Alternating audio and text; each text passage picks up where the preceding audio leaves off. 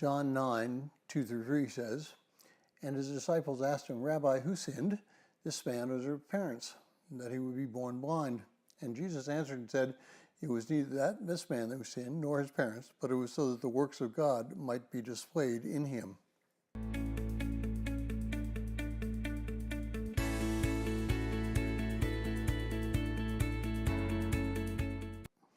Well, if you're joining us in reading through the 6-day reading plan, today's reading is John 9, 1 through 12, and I encourage you to read that passage.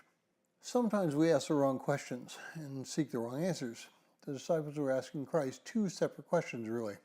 Does God punish man with sickness? And to what extent does sin extend into a man's life? Jesus' response can comfort all of us. Certainly, illness and death can be caused by sin. Paul clearly teaches us when he's discussing the Lord's Supper in 1 Corinthians 11, 28 through 30. There were those in the Corinthian church who became sick, and some died because of the misuse of the Lord's Supper.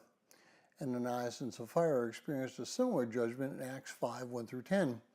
So the question about sin and illness and death are certainly valid ones. But there's also another reason why illness might occur, and that's so that the Lord might be honored or glorified through his works. Now, this might seem rather capricious on God's part if you think about the terms of God saying, "I'm going to make this man sick so I can heal him and be glorified." But this is not what God does. Illness is caused by our sin. When Adam and Eve sinned, they brought illness and death into the world. The natural result of their actions caused an unbelievable chain reaction in the way the world operated.